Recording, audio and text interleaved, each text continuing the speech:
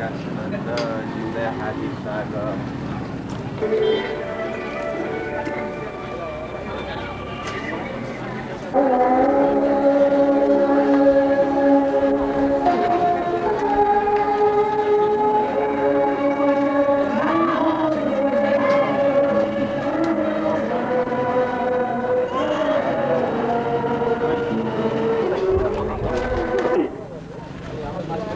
व्यक्तित्वका धनी नारी व्यक्तित्व डा नविता नन्दलाई पनि आफ्नो परिचय दिनु अनुरोध गर्दछु।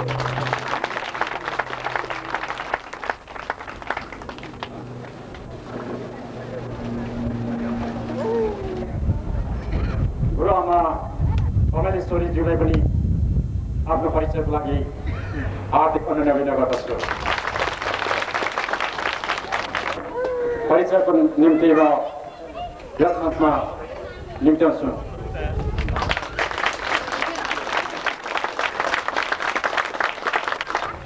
आफू रोएर पनि यहाँलाई हँसाउन चाहनुभएको छ। आफू दुःख पाएर पनि समाजले माथि उठाउन हर रात हर दिन सङ्घर्ष गरिरहनु भएको छ। चाहे खाएर चाहे नखाएर हिजो यही ठाउँमा जुनको पलङमाथि सुतेर पनि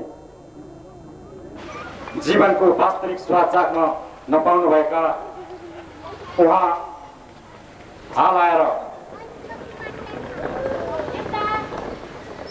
तपाईहरुलाई शान्ति र आनन्दको सन्देश बाँड्दै हुनुहुन्छ।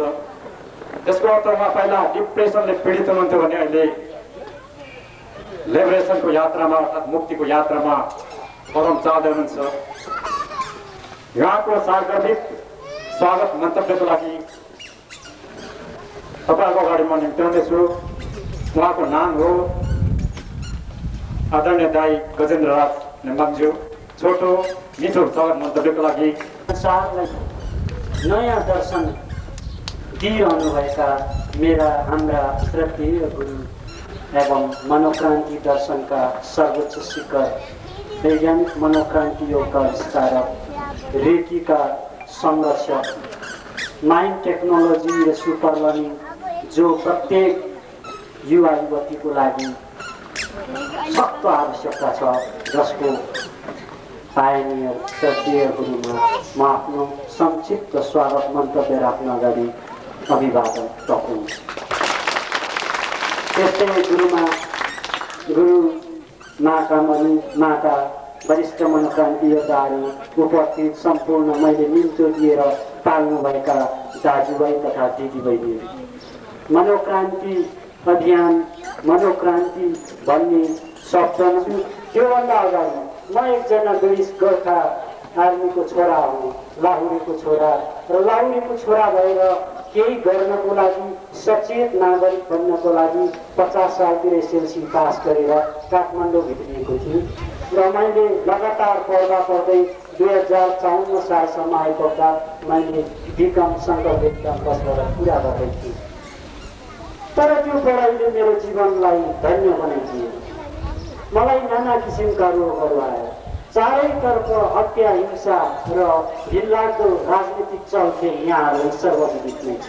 प्रजातन्त्र सँगसँगै देशमा नयाँ क्रान्तिका मुहारहरू, जनताका उज्याला मुहारहरू देखिने, जनताको अनेकौं आशा र आकांक्षामध्ये मेरो पनि त्यस्तै आशा र आकांक्षा थियो। तर प्रजातन्त्रले हामीलाई स्वतन्त्रता दिएन। प्रजातन्त्रले बेकु बनायो। प्रजातन्त्रका अगुवाहरू नातावाद, किर्तावाद, भ्रष्टाचार र पदको सत्तालो लुटमा फसे र उनीहरूको पछाडि दगोर्नु भनेको धिक्कार हुन थाल्यो। र पढाइले पनि 4-5 लाख खर्च गरेर बेलायतमा बुक पछाडेर पठाइदिएको त्यो पाउन्ड खर्च गरेर पढेको बहादुर हुन्छ र दुनियाँको लागि ऊ पथ प्रदर्शक हुन सक्छ र आफू बनेर संसार बदल्न सक्छ र ऊ पावर पोइन्टमा जान्छ। र अहिले यो देशलाई गुलाम र बेकुफ र भ्रष्टाचार, पापाचार, दुराचारमा बेकुफ बनाउने खेलाडीहरूलाई किनारा लगाउनको लागि हामी भीषण तयारी गर्दैछौँ र त्यो तयारीको एउटा नमुना हो हाम्रो योग र मनोक्रान्ति अभियान। जब हामी पूर्ण रूपमा बदलिन्छौँ र हामी राजनीतिमा, सञ्चारमा, उद्योगमा गएर प्रतिस्पर्धा गर्छौँ, त्यतिखेर थाहा हुन्छ कुन खेलाडी कहाँनिर कोचिन्छ र फुटबल गेम कसले जित्छ।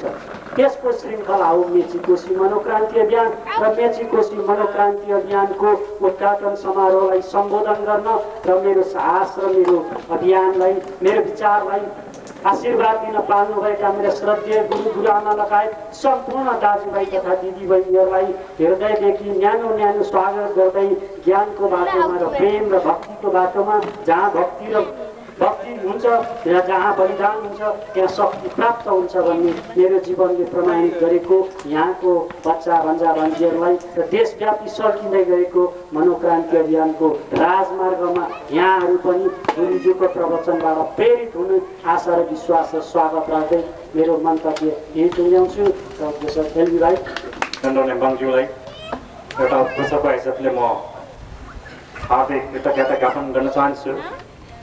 यस पछाडि हाम्रो कार्यक्रम गुरुदेवबाट मेचीको श्री वैज्ञानिक मनोक्रान्ति योग तथा रेकी प्रतिष्ठानको उद्घाटन हुनेछ र म श्रद्धेय गुरुदेवज्यूलाई मेचीको श्री वैज्ञानिक मनोक्रान्ति योग तथा रेकी प्रतिष्ठानको उद्घाटनको लागि हार्दिक अनुनय विनय गर्दछु र उपस्थित महानुभावहरूले सो अवसरमा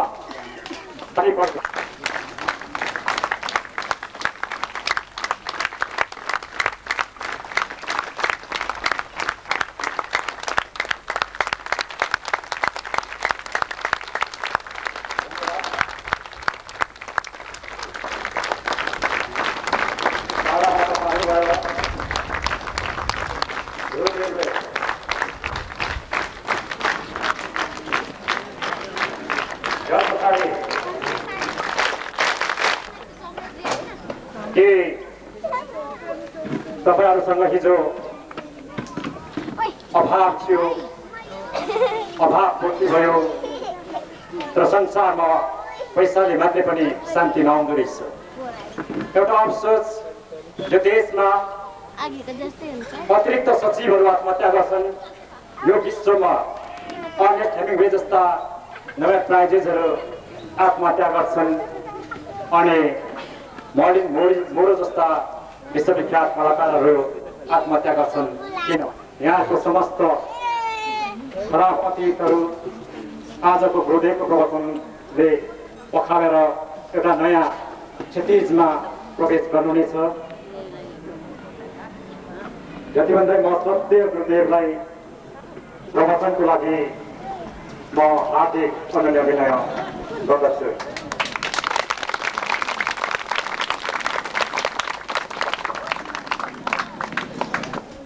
प्रकृतिको विज्ञानलाई हेर्दा जहाँबाट हिरा बन्छ त्यो हिरा संसारको सबभन्दा बहुमूल्य ढुङ्गा तर त फल्दैन रुखमा।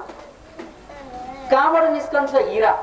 तपाईले लाउनु भएको हिरा लाखौं रुपियाँ तिरेर हामीले लाउन लालायत गर्ने हिरा कहाँबाट बन्छ त भन्नाले कोइलाबाट बन्छ। ल कोइलै लगाइदिए त हुन्थ्यो नि।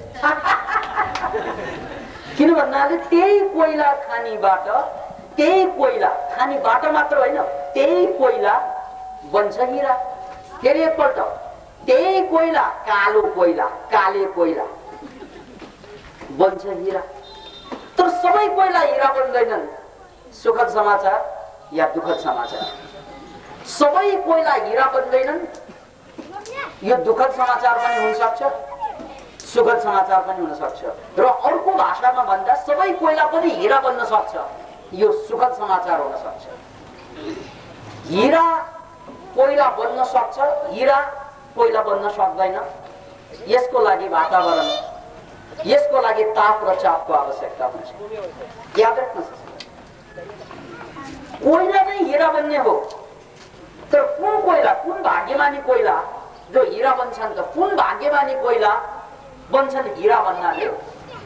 त्यो कोइला जुन कोइलाको खानीको केन्द्रमा ताप र चाप बढी हुन्छ, सबभन्दा बढी ताप र सबभन्दा बढी चाप जहाँ छ, याद राख्नुहोस् यो शब्द, ताप भनेको पीडा, चाप भनेको दमन, प्रेसर। जहाँ ताप र चाप एक्सट्रिमली हाई हुन्छ। सबभन्दा बढी ताप र चाप जहाँ केन्द्रीभूत हुन्छ त्यहाँको कोइला हिरा बन्छ। अतः कुनै पनि कोइलालाई हिरा बन्नु अथवा कोइला हिराप्रति बढी ईर्ष्यालु भएको खण्डमा कोइलाले के बुझ्नुपर्छ भने ईर्ष्यालु बनेर बन्दैन भाइ। ताप र चापलाई निमन्त्रणा गर्नु त पनि हिरै होस्। ताप र चापसँग जुझ्न सङ्घर्ष गर्न सिक्नु हरेक कोइला हिरै। याद राख्नुहोस्, यही कुरालाई भगवान बुद्धले आफ्नो भाषामा के भनेका थिए भने कसैले सोधे बुद्धलाई के तपाईँ भगवान हुनुहुन्छ? म भगवान सरवान केही पनि होइन। के तपाईँ देवदूत हुन्छ? त्यो देवदूत पनि होइन। त्यसो भए तपाईँ को हुनुहुन्छ नि त? म मान्छे हुँ, तर म उठिसकेको मान्छे। याद राख्नुहोस्, म पनि मान्छे हुँ तर म उठिसकेको मान्छे। तँ पनि बुद्धै होस् तर सुतिरहेको Buddha. Can you imagine it? तँ पनि बुद्धै होस् तर सुतिरहेको कारणले गर्दा काम लाग्दैन। मैले धेरैपल्ट उदाहरण दिएको छु। यो उदाहरण लक्ष्मीपोर्टमा दिएको छुइनँ, त्यस कारण यहाँ दिउँ होला। किन यहाँ आएकै पहिलोपल्ट यो ठाउँमा, अर्को ठाउँमा त कार्यक्रम भएको थियो। याद राख्नुहोस्, हरेक हिरा कोइलाबाट निस्किए जस्तै हरेक बुद्ध मान्छेबाट निस्किए। तर बुद्ध र मान्छेमा फरक के त भन्नाले मान्छे उठ्यो भने बुद्ध, सुत्यो भने बुद्धु। बुद्धु र बुद्धमा धेरै टाढै छैन। उठ्नु चेतना उठ्यो त्यो बुद्ध बन्छ, चेतना सुत्यो त्यो बुद्धु बन्छ। अनि जिन्दगीभर लड्डु खाएर मर्न राजी हुन्छ। याद राख्नुहोस्, बुद्धु र बुद्धमा फरक नभएको कुरा हामीले यो बुद्धकै भाषामा बुझेको। त्यसैले म पनि बुद्ध हुँ किनभने म सुतेको कारणले बुद्ध भइन, त्यो बेग्लै कुरा। त्यसकारण यदि सुत्यौँ भने हामी बुद्ध बन्छौँ। सुत्यो भने त कामै लाग्दैन। मैले दिएको उदाहरण त्यही हो। संसारको सबभन्दा बलियो मान्छे अहिले चाहिँ माइक टाइसन भनौँ या चाहिँ कुनै जमानामा दारा सिंहको कुरा थियो, त्यस्तै संसारको सबैभन्दा बलियो मान्छे मोहम्मद अली अरे, हेभीवेट बक्सिङ च्याम्पियन। तर उनीहरूको बल, यदि उनीहरूको बललाई प्रयोग गर्नु छ भने उनीहरू पहिला उठ्नु पर्यो। सुतिरहेको माइक टाइसन र, याद राख्नु, सुतिरहेको माइक टाइसन र सुतिरहेको 4 वर्षको 2 वर्षको 1 वर्षको बच्चाको बल बरोबरै हुन्छ। किनभने सुतेको माइक टाइसनले के गर्नु? केही पनि गर्दैन। त्यसकारण माइक टाइसन पनि माइक टाइसन बन्नु छ भने उठ्नुपर्छ। त्यस्तै सुतेका करोडपतिको कामै छैन। अरबपति खरबपति होला, सुतिदियो भने कसले काम लिनु त्यो पैसा? उसको काम गाउँदैन। त्यसकारण चाहिँ उठ्नु पर्यो। उठेपछि पैसाको काम हुन्छ। त्यसैले एउटा कुरा बुझ्नुहोस् मित्र, मान्छे सुत्यो भने भएको सम्पत्ति नाश हुन्छ। मान्छे सुत्यो भने उसँगै भाग्य पनि सुत्छ अरे। मान्छे उठ्यो भने उसँग भाग्य पनि उठ्छ अरे। मान्छे बस्यो भने भाग्य पनि उसँगै बस्छ अरे। मान्छे हिँड्यो भने भाग्य पनि उसँगै हिँड्छ अरे। मान्छे दौड्यो भने भाग्य पनि उसँगै दौड्यो। त्यसकारण मान्छे उठ्नुमा ऊ बुद्ध हो, सुत्नुमा ऊ बुद्ध हो, बुद्धु हो। अतः कोइला हेर्दै कालो, खाली चाहिँ त्यो भात पकाउनलाई बाहेक चाहिँ काम नलाग्ने कोइला, तर हिरा बन्दाखेरि सधैँको लागि सबैको लागि काम लाग्छ।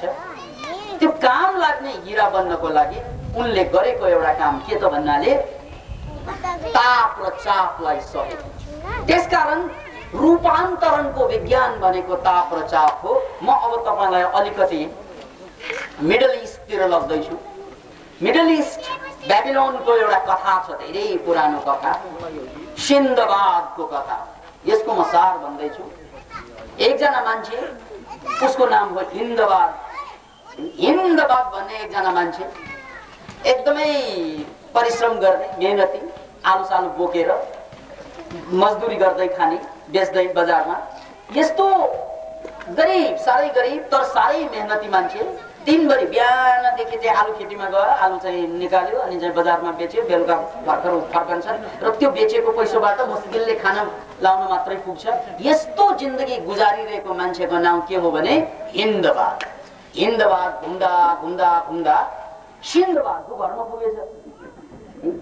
सिन्धबादको घर त आलिशान बंगला, त्यो ठाउँको सबभन्दा राम्रो बंगला, यस्तो हेर्दा नै आहा भन्ने खालको बंगला।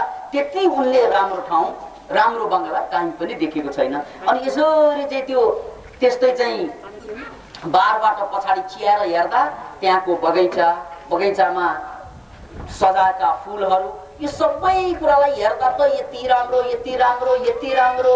त्यो देखेर त्यो सिन्धबादको चाहिँ घर मुनि बसेर क्वा क्वा रुन थाल्छ। क्वा क्वा किन त भन्नाले यो पनि यही देशको मान्छे, म पनि यही देशको मान्छे, यसको नाम र मेरो नाम मिल्दोजुल्दो पनि छ। यो सिन्धबाद, म हिन्दबाद, उस सिन्धबाद यति मोज मस्तीमा आनन्द गरिरहेको छ, म हिन्दबाद है।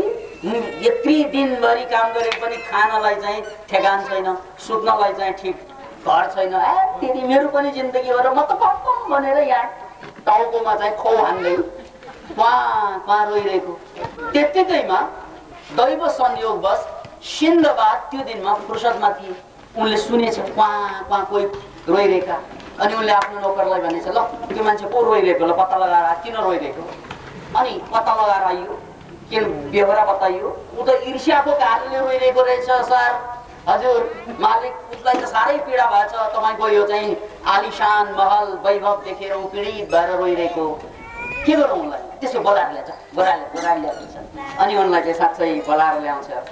बोलाएर ल्याइसकेपछि अब उनलाई कहानी सुनाउँछ।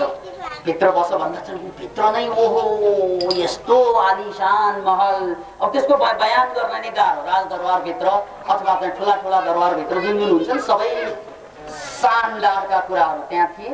ऊ बडा आनन्दसँग बसेर अनि कथा सुन्न थाले। सिन्धबादले उनलाई कथा सुनाए, हेर बाबु तिमी त्यसरी चाहिँ रोएर हुँदैन, तिमी र म उस्तै उस्तै। कुनै जमानामा तिमी जस्तै म पनि आलु बेचेर खान्थे है, मेरो पनि हालत त्यस्तै थियो।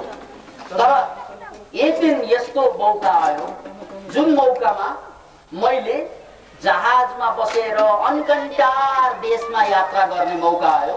त्यो जोखिमपूर्ण यात्रा थियो।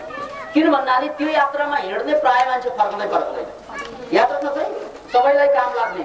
त्यो अनकन्टार द्वीपमा गएर त्यहाँ व्यापार गरेर फर्कने मान्छेहरू, व्यापार गर्न जाने मान्छेहरू कोही पनि सिद्धिमिद्धि फर्कँदैन। र फर्केका मान्छेहरू न्याल ब्याल मात्र होइन, छ्याल ब्यालै हुने सम्पत्ति फेरि। त्यसकारण त्यो अनकन्टार ठाउँमा जाने मैले निधो गरेँ।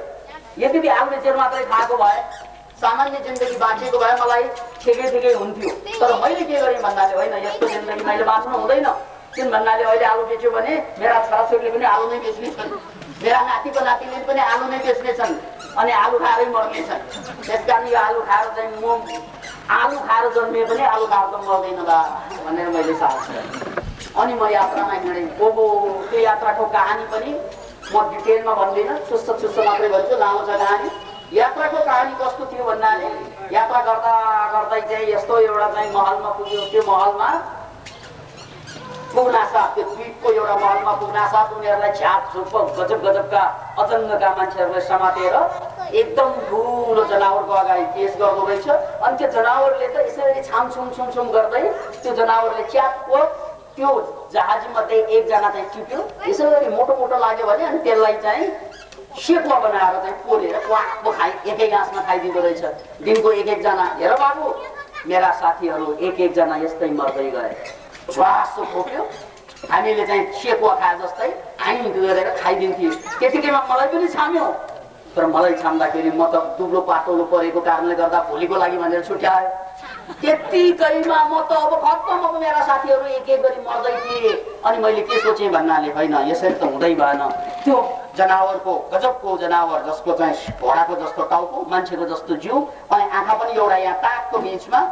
त्यसैले मैले के सोचेँ भन्नाले यो जनावरले मेरो पालो भोलि मलाई त खाइदिइहाल्छ यसले। त्यसैले कसरी अब यसबाट बच्ने भनेर मैले साहस गरेँ। के साहस गरेँ भन्नाले त्यो जुन चाहिँ झोस्ने उनको चाहिँ डन्डी थियो, त्यो डन्डीलाई मैले मुस्किलले उचालेँ।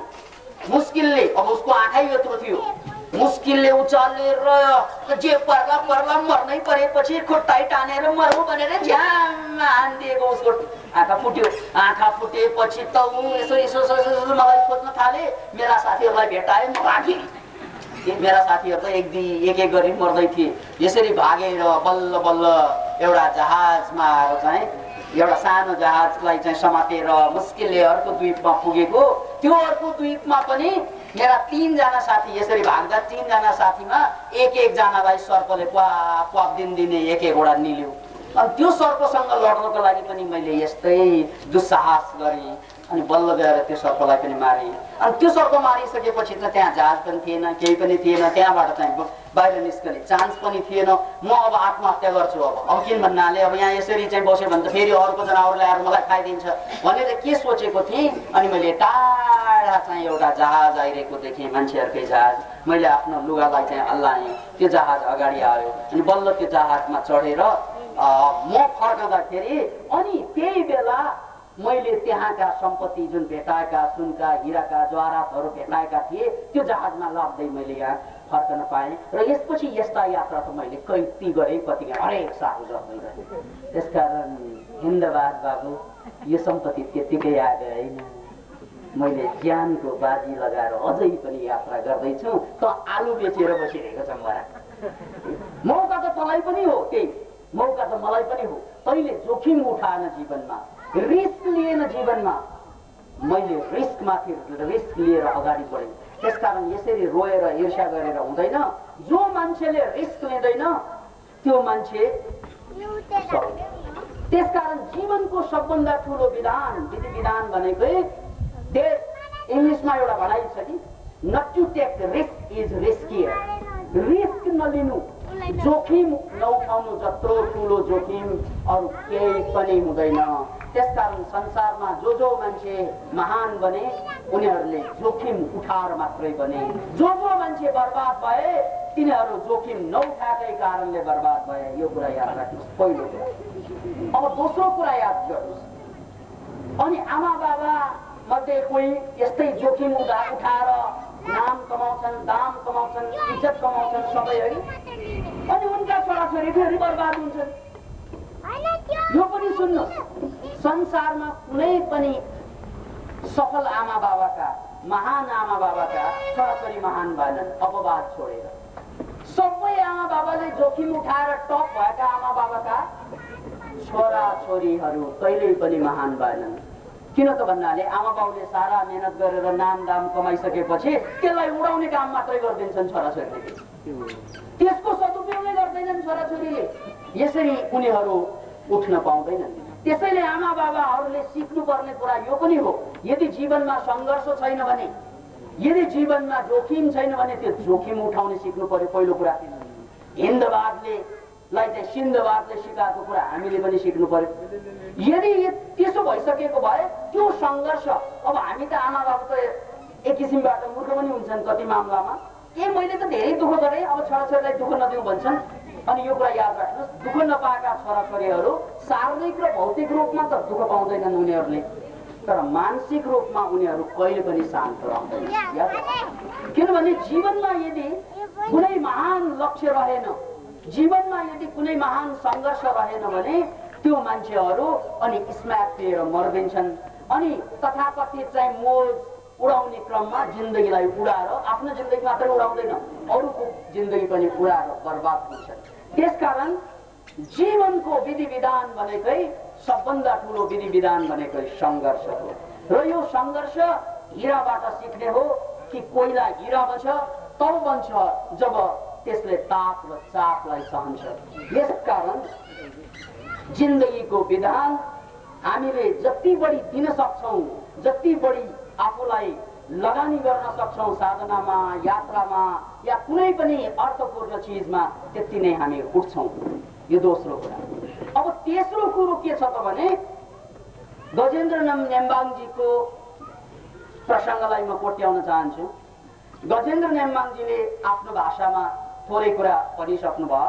उहाँलाई डिप्रेसनको समस्याले पिरोलेको मान्छे। अब उहाँका बाबा ब्रिटिस आर्मी, उहाँ डिप्रेसन है। अब डिप्रेसनको पेसेन्ट भएपछि अहिले संसारमा चाहिँ आत्महत्या गर्दै चाहिँ आधा जनसङ्ख्या जुन आत्महत्या गर्छन्, आत्महत्याको कुरा मैले आज बिहानको प्रवचनमा पनि भन्दै थिएँ, प्रत्येक 35 सेकेन्डमा एकजना मान्छेले आत्महत्या गरिरहेछ संसारमा। अहिले हरेक साल 10 लाख मान्छेले संसारभरमा आत्महत्या गर्नेको रेट 10 लाख मान्छेले आत्महत्या गर्छन्। त्यो आत्महत्या गर्ने मान्छेमा 50% डिप्रेसनका रोगीहरू हुन्छन्। याद राख्नुहोस्, नेपालमा भर्खरै मात्र एलबी नेमाङजीले पनि अलिकति कोट्याउनु भयो कि यहाँका सचिव स्तरका मान्छेहरूले पनि आत्महत्या गरे। यो एउटा सनसनीखेज न्युज पनि बन्यो। तर आत्महत्या चाहिँ सचिव हुनासाथ चाहिँ गर्ने चाहिँ होइन, डिप्रेसन हुनुपर्छ त्यसलाई। डिप्रेसन भएपछि जब ऊ भ्रमित हुन्छ, दिग्भ्रमित हुन्छ, हो त्यो बेला के ठिक के गलत भन्नै सक्दैन, मात्र मनमा पीडा हुन्छ। त्यो पीडालाई न सम्पत्तिले न शिक्षाले, उनले यत्रो पढेको त्यो एजुकेसनले पनि काम गरेन, उनले त्यत्रो कमाएको छ त्यो कमाइले काम गरेन, उनले जे गरे केही चिजले पनि काम दिएनन्। याद राख्नुहोस्, डिप्रेसनको अगाडि त कसैको दाल नगल्ने रहेछ नि त। डिप्रेसन भयो भने शिक्षा के काम, डिप्रेसन भयो भने चाहिँ सम्पत्ति के काम, डिप्रेसन भयो भने आमा बाबा दाई भाइ के काम, बुढा भयो सब रङ्ग भयो आँगन भयो परदेश भन्छन्। अब हामीले त भन्नुपर्छ डिप्रेसन भयो सब रङ्ग गयो आँगन भयो परदेश। यहाँ चाहिँ डिप्रेसन भएपछि आँगनै परदेश लाग्न थाल्छ। अतः नेपालमा डिप्रेसन रोगीहरूको संख्या 60 लाख आँटेको छ, यो पनि याद राख्नुहोस्, 60 लाख। त्यसैले मान्छेले आत्महत्या गर्दा त्यो डिप्रेसनको मेन्टल्ली ऊ डिप्रेस भएको बेलामा आत्महत्या गर्छन् र यो संख्या 10 लाख पुगेको कुरा मैले भनेको छु, भर्खरैको मात्र यो रिपोर्ट पनि। अतः गजेन्द्र नेम्बाङजीले पनि त्यो डिप्रेसनको शिकार भएर डिप्रेसनकै कारणले पिरोली रहेको अथवा पीडित भइरहेको मान्छे, उहाँले विभिन्न डाक्टर विभिन्न औषधि र विभिन्न मान्छेसँग भेटघाट गर्दा पनि ठिक नभएको मान्छेले जब उहाँले मनोक्रान्तिका साधनहरू हतियारहरूलाई प्रयोग गर्न थाले, सबभन्दा रमाइलो पक्ष डिप्रेसन ठिक भयो। त्यो ठुलो कुरा भएन। डिप्रेसन ठिक गर्ने काम त साइकियाट्रिस्ट डाक्टरहरूले पनि गर्छन्। डिप्रेसन ठिक हुन्छन् फेरि नचाहिने काम गर्छन्, फेरि अर्को रोग ल्याइदिन्छ। याद राख्नुहोस्, त्यसैले रोग हुनु समस्या भए पनि रोग नहुनु समाधान होइन। याद राख्नुहोस्, रोग हुनु समस्या हो, त्यो रोग नहुनु समाधान होइन। किन भन्दा तपाईँलाई रोग लाग्न साथ डाक्टर कहाँ गएर जसरी पनि रोगबाट मुक्त पाउनु पर्यो भन्छन्। डाक्टरले मुक्त गर्दो पनि होला कति मामलामा, तर रोग मुक्त भए पनि दिमाग यदि शान्त रहेन आनन्दित रहेन भने अर्को रोग जन्माउँछ। त्यसकारण रोग हुनु समस्या हो, तर रोग नहुनु कुनै पनि समाधान होइन। रोग नहुनुको लागि त रचनात्मक क्रिएटिभिटी सृजनशीलता चाहियो। अब हाम्रो नेम्बाङजीकै कुरा गर्दाखेरि उहाँलाई डिप्रेसनको बिमारको रूपमा अगाडि आइरहेको मान्छे यत्रो साइकियाट्रिस्टको चाहिँ औषधि खाएर पनि एउटा त निको भएन। अब निकै भएर पनि के हुने हो र? किन भन्नाले पहिला पनि त डिप्रेसन थिएन, रोग आयो। त्यसकारण निको भएर मात्रै पुग्दैन। मूल कुरा जीवन अर्थपूर्ण छ कि छैन। यदि जीवनलाई अर्थपूर्ण बनाउन सकेन भने स्वस्थ मान्छे रोगी हुन्छ। कहिले स्म्याक नखाने मान्छेले स्म्याक खाइदिन्छ, कहिले अपराध नगर्ने मान्छेले अपराध गरिदिन्छ। किन भन्नाले दिमागै स्वस्थ छैन। त्यसका मूल कुरा त जीवनमा अर्थ जोड्नु हो। हाम्रा नेम्बाङजीले गजेन्द्र नेम्बाङजीले त्यो अर्थ जोड्नु भयो जीवनमा। उहाँले आफूलाई डिप्रेसनबाट बाहिर त ल्याउनु नै भयो, अब अरूलाई पनि डिप्रेसनबाट चाहिँ मुक्ति दिनको लागि उहाँले जुन अहिले कार्यक्रम गर्दै हुनुहुन्छ, योभन्दा पहिला मेची कोशी अभियान भनेर हामीलाई मनोक्रान्ति अभियानलाई पूर्वाञ्चलमा परिचित गराउने काममा उहाँ लागि पर्नु भएको थियो। उहाँ एलबी नेम्बाङ र सीता नेम्बाङजी पनि हुनुहुन्थ्यो।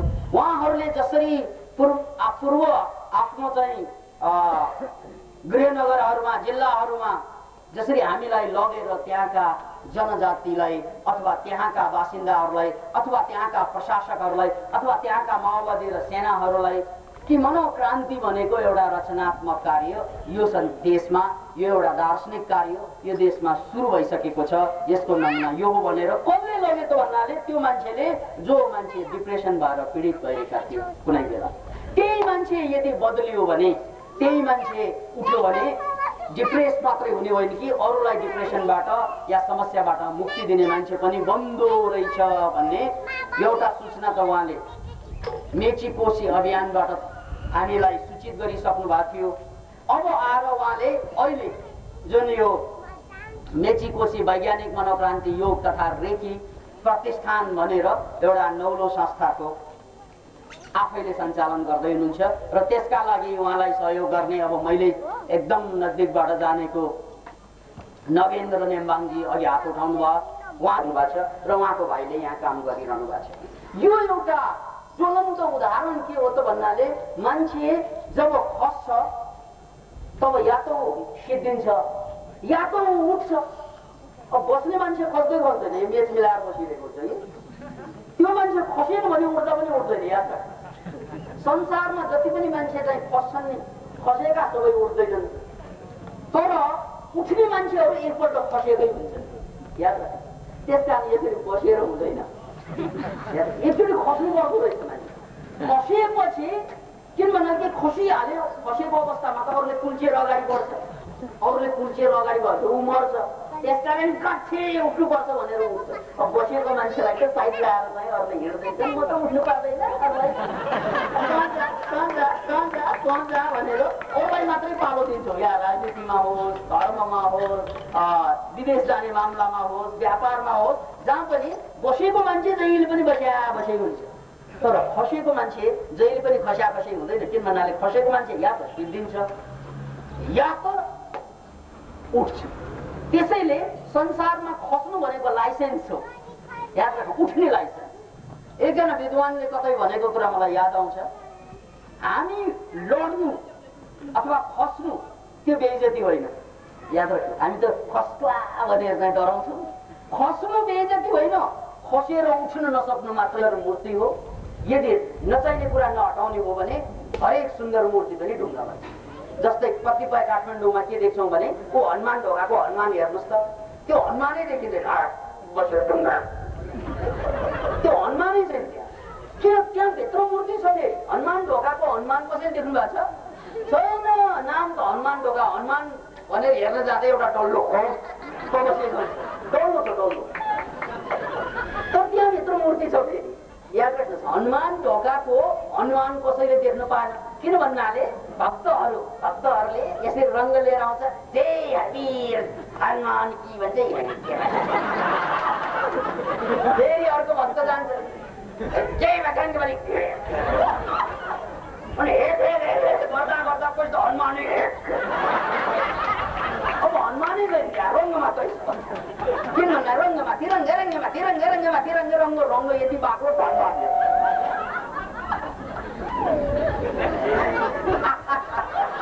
हाँसो न यार,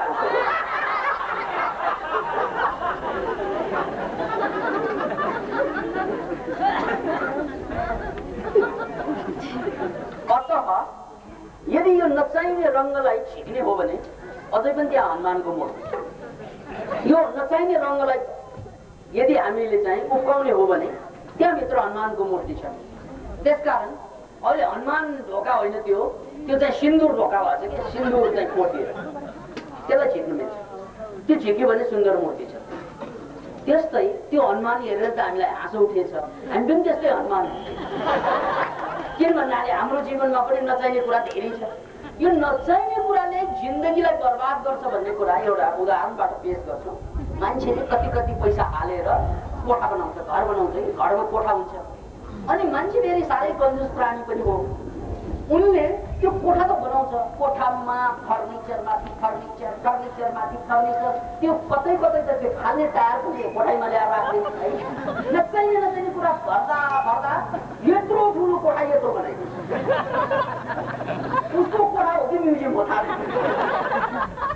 कति त यस्तो पनि मान्छे देखेँ मैले, कोठा टन्न सामान छ, ऊ चाहिँ चोटामा सुत्छ भाइ। कोठा के को लागि बनायो भने सामानको लागि। यत्रो पैसा हालेर कोठा भनेको त फ्रिडम हो नि, कोठा भनेको त खाली ठाउँ हो नि। याद राख्नुहोस्, तपाईँ जति सामानबाट मुक्त हुनुहुनेछ तपाईँको कोठा त्यति नै ठुलो हुनुहुन्छ। अब एउटा सामान चाहिँ अब भएन यो कोठामा धेरै सामान भयो भनेर चाहिँ छोराले ल्याएर बाहिर राख्यो भने आमा चाहिँले टप्पो टिपेर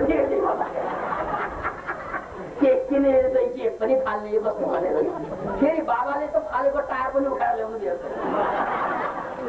यसरी घरमा धेरै परिवार हुन्छ, एउटाले मिल्काएको चिज आमा बाबा को चाहिँ अनि फेरि चाहिँ सामान त हामी किने हुन्छ, कुनै न कुनै दिनमा किनिन्छ, उपहार पाउँछ। ओहो जन्मदिन भन्यो, अनि फेरि के दिन भन्यो प्रेजेन्ट त्यो प्रेजेन्ट भर्दै चाहिँ त्यो कोठाभित्र प्रेजेन्ट त धेरै प्रेजेन्ट भयो, आफू चाहिँ एब्सेन्ट के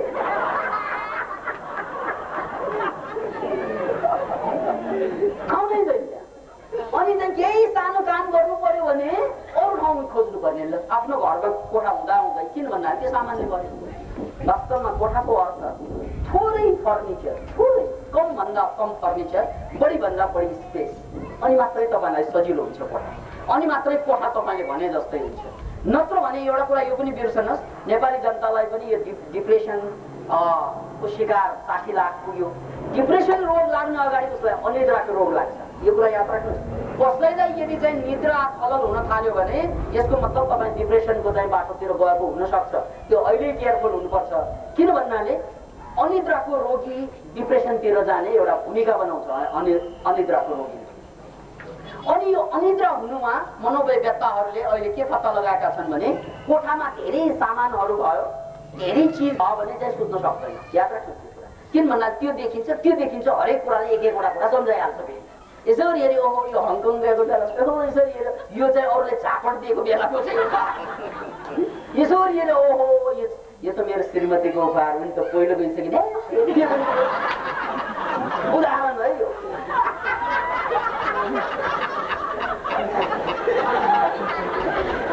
सबै कुरा यसरी सुत्न खोज्छु, एक एकवटा सामान देखिन्छ, एक एक सामानले एउटा इतिहास बोकेको हुन्छ, इतिहासको पोको हो सामान। त्यसकारण मनोवेत्ताहरू के भन्छन् भने यदि तपाईँले साँच्चै राम्ररी सुत्ने हो भने कोठामा पलङ होस्, अनि पलङमाथि चाहिँ अलिकति तरो खालको चाहिँ म्याट होस्, बस। त्यहाँभन्दा बेसी धेरै कुरा नहोस्, त्यहाँभन्दा बेसी त्यो पलङमाथि तपाईँ मात्रै होस्,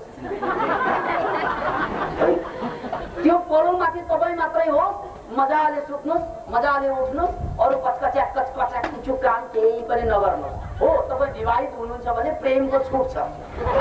अरू यो कोठाभित्र अरू यो कचकच केही नगर्नु है। यदि यसो गर्ने हो भने तपाईँलाई मजाले निद्रा लाग्छ, डिप्रेसनबाट तपाईँ बच्नुहुन्छ। होइन त्यो कोठा हो कि म्युजियम हो, त्यसरी चाहिँ थन्काएर राख्नुभयो भने निद्रा लाग्दैन। अत यो उदाहरण किन मैले प्रस्तुत गरेको भन्नाले जीवन पनि त्यस्तै कुरा हो। जीवनमा दुई कुराको आवश्यकता छ। जस्तै तपाईँलाई थाहा छ संसारको सबभन्दा काम नलाग्ने कुरा भनेको सुन्ना। त्यो सुन्ना एकसँग जोडियो या अङ्कसँग जोडियो भने त्यो जति काम लाग्ने केही पनि हुँदैन। फेरि एकपल्ट सुन्नुहोस् है, शून्य भनेको छैन भनेको कि शून्य माने छैन, त्यो सबभन्दा काम नलाग्ने। तर त्यो आएर शून्य आएर चाहिँ एकसँग जोड्यो भने 10 बन्छ है, 6सँग जोड्यो भने त त्यही शून्य जोड्यो भने 1000 बन्छ है। त्यसकारण शून्यको भ्यालु कहाँ हुन्छ त एकसँग जोडेपछि। यो सबैले बुझेको कुरा हो। अनि अङ्कको पनि यदि शून्य हटाइदिने हो भने अङ्कले पनि सार्थकता पाउँदैन। त्यसकारण चाहिँ अङ्क र शून्य दुईवटा मिलिसकेपछि बल्ल गएर चाहिँ त्यसले सार्थक अङ्क ल्याउँछ। त्यस्तै भने चाहिँ हाम्रो जीवनमा पनि दुईवटा कुरा। एउटा कुरा बाहिरको जिन्दगीलाई ब्यालेन्स गर्नु, सम्पन्न गर्नु त्यो आफ्नो ठाउँमा छ। कमाउनु, घर बनाउनु, परिवार चलाउनु, यो सामाजिक जीवन आफ्नो ठाउँमा छ, त्यो सबैले गरिरहेको। यो जीवन बाहिरको जीवन भनेको अङ्कको जीवन हो। याद आखिर माटोको ग्लास होस्, चाँदीको ग्लास होस्, सुनको ग्लास होस्, तिर्खा त मेटिँदैन। के सुनको ग्लासले तिर्खा मेट्न सक्छ? सक्दैन। माटोको ग्लासले त्यसले पनि सक्छ। त्यसकारण धेरै कमाएको मान्छेसँग सुनको ग्लास छ, सुनको थाल छ उसँग। कमाउन नसकेको मान्छेसँग चाहिँ माटोको ग्लास पात छ, काम छैन उसको जस्तो लाग्ला, तर काम कसैको पनि छैन। त्यसकारण अहिलेसम्म जीवनमा हामीले पाएको कुरा भौतिक सम्पत्ति भनेको खाली ग्लास हो। यो चाहिन्छ फेरि, नत्र भने के हुन्छ भने या कसै कहाँ गएर भन्नुहोस् त पानी ल्याउनु, पानी ल्या भन्छ, ग्लास ल्याउँछ बाले, पानी ल्या भनेको ग्लास पो ल्याइदिन्छ। तर ग्लास बिना पानी ल्याउन सक्छ? भाँडो बिना पानी आउन सक्छ? असम्भव। त्यसकारण पानी खानु छ भने भाँडो चाहिन्छ, तर भाँडो आफैमा पानी होइन। याद राख्नुहोस्, तपाईँको धन सम्पत्ति आदि इत्यादि जे शिक्षा दीक्षा जे प्राप्त गर्नुहुन्छ जीवनमा, त्यो भनेको खाली ग्लास हो।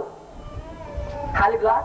यो ग्लासको सार्थकता तब हुन्छ जब यो ग्लासमा केही ज्ञान भरिन्छ, केही प्रेम भरिन्छ, केही आनन्द भरिन्छ, केही शान्ति भरिन्छ, केही मुक्ति भरिन्छ, अनि मात्रै पानी आएको छ।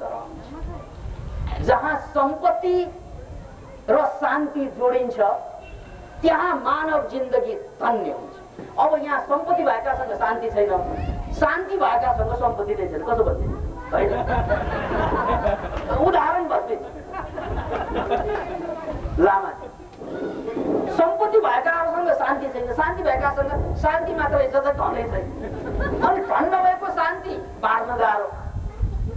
त्यसैले एउटा जोड अहिलेको 21औं शताब्दीमा हामी छौँ, के हुनु पर्यो त भन्नाले शान्ति र सम्पत्ति एक ठाउँमा आएर जोडिन्छ। सम्पूर्ण मानव जातिको कुरा, जहाँ शान्ति र सम्पत्ति एक ठाउँमा आएर जोडिन्छ अनि मात्रै जिन्दगी धन्य हुन्छ। त्यो भनेको के त भन्नाले यो ग्लास पानीसँग जोडिए ग्लासको अर्थ भयो, पानीसँग जोडिएन यो ग्लासको कुनै अर्थ रहेन। अहिले हामी कस्ता मान्छे देख्छौँ भन्नाले मान्छेसँग चाहिँ भौतिक सम्पत्ति छ, शिक्षा छ, सत्ता छ, खाली ग्लास छ, त्यसकारण उसमा कन्फ्युजन छ। अशान्ति भनेको कन्फ्युजन। एकदमै पीडित छ मान्छे, भित्रबाट पीडित छ। किन पीडित छ त मान्छे भन्नाले ऊ खाली छ। ग्लास त बनायो, कसैले सुनको, कसैले चाँदीको, कसैले तामाको, कसैले पित्तलको, कसैले सिसाको, कसैले माटोको। ग्लास त वैसँग छ, तर पानी बिर्लैसँग मात्रै छ। जब ग्लाससँग पानी जोडिन्छ, पानी जोडेपछि त यार सुनको ग्लास भयो, के फरक? अथवा माटोको भएर के फरक? किन भन्नाले मलाई तिर्खा छ, खान्छु, आहा। अब यहाँ यो हेर, आहा हुँदैन। त्यसकारण यो आहा हुनलाई त यहाँ पानी र ग्लास जोडिनु पर्छ। बस मनोक्रान्ति भनेको यो ग्लास बनाउने तरिका पनि हो। मनोक्रान्ति अभियान भनेको ग्लास बनाउने तरिका पनि हो। मनोक्रान्तिले ग्लास नभएकाहरूलाई ग्लास पनि दिन्छ। त्यसैलाई हामीले माइन्ड टेक्नोलोजी भन्यौं।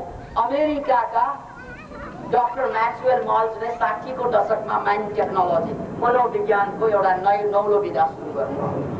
डाक्टर म्याक्सवेल मल्ज, जसले माइन्ड पावरलाई युज गरेर धन कसरी प्राप्त गर्ने, यहाँसम्म कि टेक्सस, अमेरिकाको टेक्सस राज्य जहाँबाट तेल बढी चाहिँ उत्पादन हुन्छ, तेलको खानी बढी छ। अब तेल त छ, तर कुन ठाउँमा तेल छ, कुन जमिन मुनि तेल छ त्यो थाहा हुँदैन। त्यो बडो गाह्रो, ग्रिल गरेर हेर्नुपर्छ। ग्रिल गर्नलाई लाखौं डलर खर्च हुन्छ। अनि माइन्ड टेक्नोलोजिस्टहरू जस्तै जोजेफ सिल्वा जस्ता माइन्ड टेक्नोलोजिस्टहरूले के गरे भन्नाले ल सबकन्सियस माइन्डमा जाने, मेडिटेसनको लेभलमा जाने, गहिराईमा जाऊ, अझ गहिराईमा जाऊ, मेडिटेसनको डेप्थमा गइसकेपछि अब त्यो तेल खानी कहाँ छ पत्ता लगाऊ, माइन्डलाई इन्फर्मेसन देऊ, तेल खानी खोज। साँच्चै अल्फा लेभलमा ल फला ठाउँको, टेक्ससको फला ठाउँको फला जमिन मुनि चाहिँ तेल छ भनेर ट्वाक्कै भनिदिने। अनि गएर त्यो माटोलाई खन्दाखेरि यति तेल फेला पर्ने, जसको कारणले गर्दा कयौं सामान्य मान्छेलाई करोडपति अरबपति बनाइदिए। हेर्नुहोस् यो माइन्ड टेक्नोलोजी। एवं उहाँबाट सञ्चालित मनोक्रान्ति अभियानको सम्बन्धमा जान्ने बुझ्ने भनेको समस्त काठमाडौँवासीको वासीमध्ये 1% मात्रै मलाई अनुभव भएको छ। जसले डाक्टर योगी विकास सुन्दरको बारेमा केही जानकारी पाए, जसले मनोक्रान्तिको बारेमा केही थोरबहुत जान्ने अवसर पाए, ती सबैले मनोक्रान्तिले मन पराएको पनि थाहा भयो। यो विडम्बना किन भन्दाखेरि यस जिम्मेदार पक्ष भनेको नेपालको सञ्चार जगतलाई हामी जिम्मा दिन्छौँ। किनभने उहाँहरूले जहिले पनि मिडियाहरूमा हत्या, हिंसा, जवान जस्ता अपराधिक प्रवृत्तिहरू मात्रै प्रश्रय दिने, सञ्चार जगत ठुल्ठुलो भङ्गेर नौके अक्षरमा त्यस्तै अपराधिक कुराहरूलाई चाहिँ लेखेर धन कमाउने एउटा व्यापारिक नीति मात्रै अगाडि सारेको नेपालमा देखियो। र मलाई भन्न मन लाग्छ यो देशमा हामी पनि योद्धा हो, यो देशको हामी पनि योद्धा हो। जहिले पनि याद राख्नुहोस्, मान्छे जन्मिने बित्तिकै उसले स्वतन्त्रता खोज्छ। स्वतन्त्रता प्राप्तिको लागि यहाँ दुईटा बाटो देखिन्छ, एउटा आन्तरिक क्रान्ति, अर्को बाह्य क्रान्ति। यसको अर्थ कि त प्लेन गन चलाउनु पर्ने हुन्छ, अर्को मेसिन गन।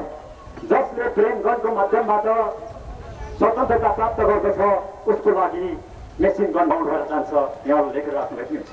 शान्त मान्छे, आफैमा एउटा प्रफुल्ल मान्छे, मानवतावादी मान्छे, सृजनशील मान्छे उसले भुलेर पनि व्यक्तिको हत्या गर्दैन, भुलेर पनि व्यक्तिको हत्या गर्दैन। जसको प्रमाण चाहिँ छ भने यहाँले हामीसँग अनुभव हुन्छ। काठमाडौँ जङ्गल बसेका माओवादी साथीहरू पनि हामीसँग सहअस्तित्वमा आधारित बसेर सहकार्य गरेर काम गर्दै आउनुभएका छन्। हामीसँग समय अत्याधिक कम छ र कुरा सूचनाकै छ। सूचनाको अभावको कारण यहाँले चाहेर पनि नचाहेर पनि मनोक्रान्तिका सन्देशहरू जान्न सुन्न आउनुभएको छैन। मान्छेलाई बर्बाद गर्ने कुरा मध्ये एउटा प्रेम पनि हो। प्रेम भनेको सबभन्दा खतरनाक चिज याद। त्यसैले धर्मपदमा बुद्धले प्रेमको बारेमा के भन्नुभयो भने प्रेमतो जायति शोको प्रेमतो जायति भयं प्रेमतो विपमुत्तस्य नथि शोको कुतो भयं। प्रेमबाट प्रेमतो जायति शोक उत्पत्ति हुन्छ। लभ ट्रेजेडी होस् त अन्धा हुन्छ। प्रेमतो जायति शोको प्रेमतो जायति भयं। प्रेमले नपाउँदा पाउने लोभ अनि पाएपछि गुम्ला कि डर है। त्यसकारण प्रेम भनेको कुरा याद राख्नुहोस्। यदि त्यो प्रेम ज्ञानको परिणाम हो भने त्यो प्रेम करुणा बन्छ अनि त्यसमा दुःख र पीडा हुँदैन। होइन त्यत्तिकै तपाईँ प्रेमको कुरा गर्नुहुन्छ भने प्रेम भनेको बडो खतरनाक कुरा हुन सक्छ। त्यसैले हामीले प्रेमलाई भन्दा ज्ञानलाई प्रज्ञालाई बढी जोड दिनुपर्छ। किन भन्नाले ज्ञानी मान्छे मुक्त मान्छे त्यो मान्छे स्वतः नै करुणावान बन्छ। त्यो करुणाले तपाईलाई युनिभर्सल लभतिर लग्छ। दुई किसिमको प्रेम हुन्छ याद राख्नुहोस्। एउटा प्रेम कन्डिसनल लभ, अर्को अनकन्डिसनल लभ। कन्डिसनल लभ भनेको कस्तो? मैले तिमीलाई प्रेम गर्छु, यदि तिमीले यसो गर्यो भने, यसो गरेन भने मुक्का आउँछ, हात छाड्छु। यो कन्डिसनल लभ भयो। आमा बाउले पनि भन्छन् हे मोरा लास्टमा पास गरेनस् भने म मायै गर्दिनँ भन्छ। यो कन्डिसनल लभ अर्को थाहा छ।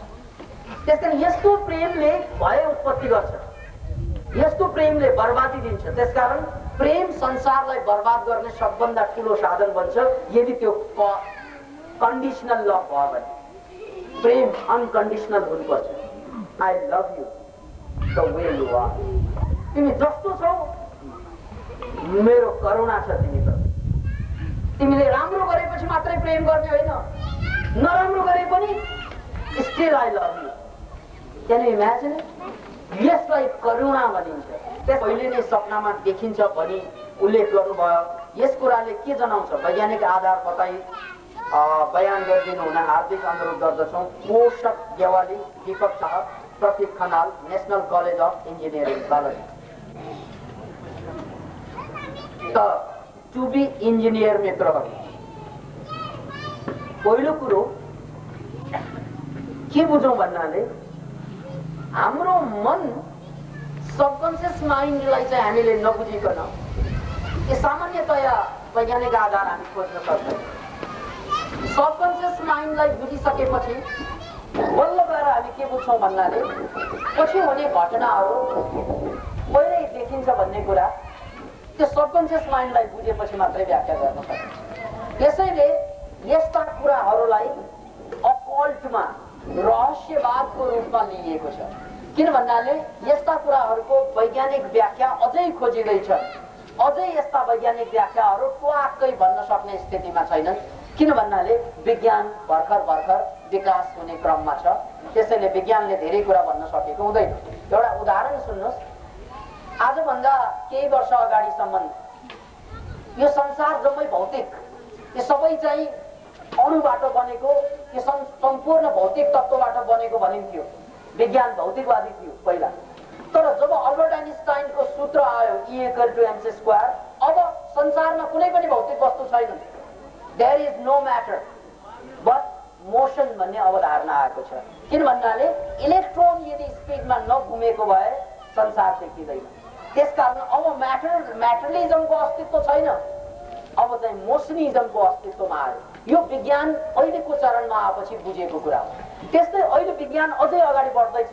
जस्तै स्टेफन हकिन्ससम्म आइसक्यो विज्ञान। स्टेफन हकिन्सले अहिले जिउँदो आइन्स्टाइनको दर्जा पाएका छन् र उनले के भनेका छन् भने यो प्रोटोन न्युट्रोन पनि 3 डिमेन्सनल वेभ नै हुन्। याद राख्नुहोस्, प्रोटोन र न्युट्रोन पनि भौतिक तत्त्व होइनन्, त्यो पनि 3 डिमेन्सनल वेभ नै हुन्। अन्ततः यो संसार जम्मै वेभ मात्रै हो, वेभ। त्यसकारण तपाईले जुन भौतिक रूपमा देखिरहनु भएको संसार त्यस्तो छैन, सबै वेभको रूपमा छ। अतः सबै वेभको रूपमा भएको कारणले गर्दा जसरी अमेरिकामा भइरहेको घटना हामी टेलिभिजनको माध्यमबाट नेपालमा बसेर हेर्छौँ, वेभ त आइरहेको रहेछ नि त, त्यसकारण नेपालमा हेर्छौँ, त्यो वेभबाट हामी कनेक्टेड छौँ। त्यस्तै हाम्रो फ्युचर पनि वेभको माध्यमबाट कनेक्टेड छ। त्यो वेभको माध्यमबाट कनेक्टेड भएको कारणले गर्दा जब तपाईले आफूलाई वेभको रूपमा ट्रान्सफर्म गरी अझ अगाडि सबकन्सियस लेभल जहाँ तपाईँ शरीर होइन म पनि मात्रै वेभ हो भनेर बुझ्नुहुन्छ, त्यो बेला भविष्यमा घट्ने घटना पनि यही प्रकट हुन्छ।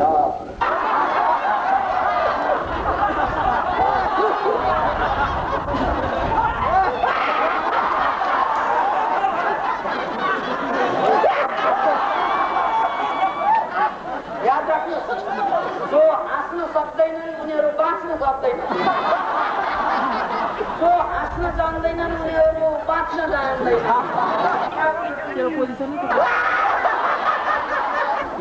एउटा त्यहाँ राख्नुहोस् है, यसलाई यसरी मोड्नुहोस् अनि बिस्तारै मोड्दै जानुहोस्। अब बिस्तारै अब श्वास छोड्नुहोस्।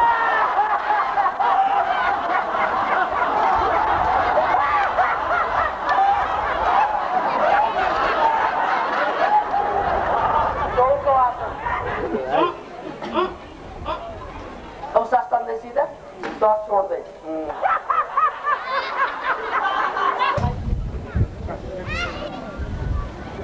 अझ पछाडि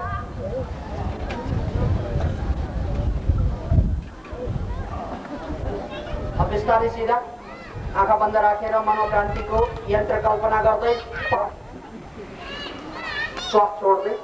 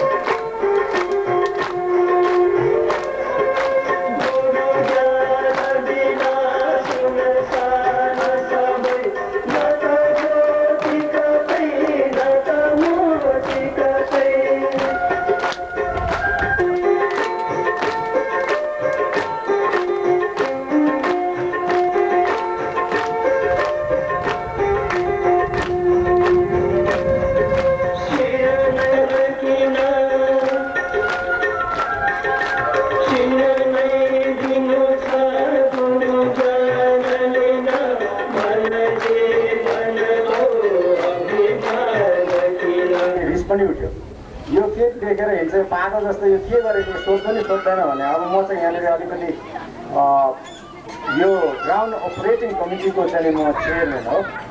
त्यसैले यहाँ चाहिँ हामीले दुःख गरेर यो ग्राउन्डहरू बनाएको छौँ। त्यहाँ तपाईँहरू अहिले बसिराख्नु भएको छ।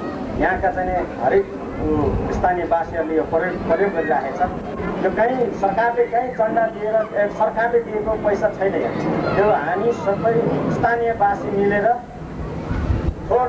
धेर थोर पैसा जम्मा गरेर भ्रष्ट नगरिकन श्रमदान गरेर हामीले 50-60 लाखको चाहिँ यहाँ हामीले ग्राउन्डहरू बनाएको छौँ, भवन बनाएको छौँ। यहाँ हामी बाटो बनाउँदैछौँ, पिच बनाउँदैछौँ, ढलहरू बनाइसक्यौँ। पानी आफ्नै उबाट चाहिँ हामी ल्याएर खाँदैछौँ। यो कुरो चाहिँ आवश्यक छ। ती मान्छेहरू यहाँ देख्दैनौँ किन यो एरियामा धेरै मोटो मान्छेहरू छ। सायदै यति धेरै मान्छे यहाँ जम्मा भयो मोटोको कारणले यहाँ स्पेस पाउँदैन क्या। किनभने फिजिकल फिटनेसको हेल्थको कन्सियस के अरे अवेरनेस छैन मान्छेसँग। खानु पायो भनेर खाने मात्रै होइन नि, भित्र एक्सर्साइज गर्छ कि गर्दैन त्यो पनि सोच्नु पर्यो। उहाँले भन्नुभयो नि अघि पानी खाएर नि एक दिन बस्नु पर्यो। छ भन्दैमा खाकै दिएको गर्नु भएन। अनि अब गाडीलाई तपाईँ गाडी चलाउँदाखेरि गाडीमा चाहिँ तपाईँले चाहिँ त्यो लुब्रिकेट गर्दैन भने त्यो गाडी कुट्दैन नि, त्यसलाई लुब्रिकेट चाहिन्छ। तेल मात्रै होइन लुब्रिकेट दिएर कुदाउनुपर्छ। गाडी सर्भिसिङ गर्नु पर्यो, गाडी मोटर जुनै पनि। र मान्छेलाई चाहिँ सर्भिसिङ गर्दाखेरि चाहिँ त्यही आफूले एक्सर्साइज गर्नु पर्यो। यो स्ट्रेचिङ एक्सर्साइजदेखि अनि यहाँ त नमुना हरेक एक्सर्साइज पार्टलाई एक्सर्साइज गर्छ भनेदेखि स्वास्थ्य रहन सकिन्छ पक्कै। तर उहाँलाई चाहिँ म धेरै धन्यवाद। र यसरी नै फेरि पनि हाम्रो चाहिँ यहाँ आयोजक साथीहरू जति यहाँ मोटो वर्ग छन् ल्याएर यहाँ राखेर सुनाएर यो काम चाहिँ गर्नुभयो भने एकदमै राम्रो हुन्छ। नत्र भने खालि डक्टरलाई जाने भेट्ने, आज टाउको दुख्छ, भोलि भुँडी दुख्छ, दुख्छ, खुट्टा दुख्छ, खाएपछि त्यो धेरै मोटो भएपछि धेरै दुख्छ क्या। आयोजक साथीहरूलाई पनि धन्यवाद दिँदै म बिदा चाहन्छु र यो आजको कार्यक्रम पनि यही अन्तबाट घोषणा गर्छु।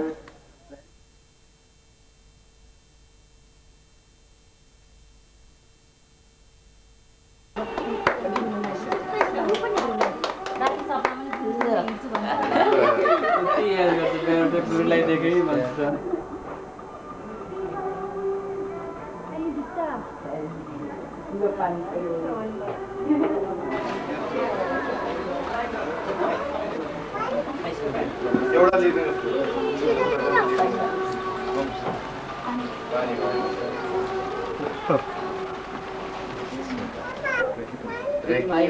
बिहानै बेलुका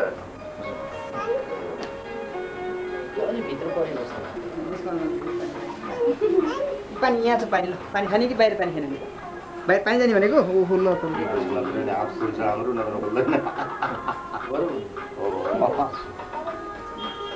राम्रो छ। तपाईँ बसाइ ठाउँ साङ्ग्रो भइदिएको अनि आएको थियो आउनु चाहिँ पट्नोले आएको थियो। हाम्रो चाहिँ जनसम्पर्क राम्रो छ। घर जाँदाखेरि ठुलो देख्यो भने तपाईँहरूलाई आउनु गाह्रो होला, हामी नै आउँछु भने बिहानको पनि विषय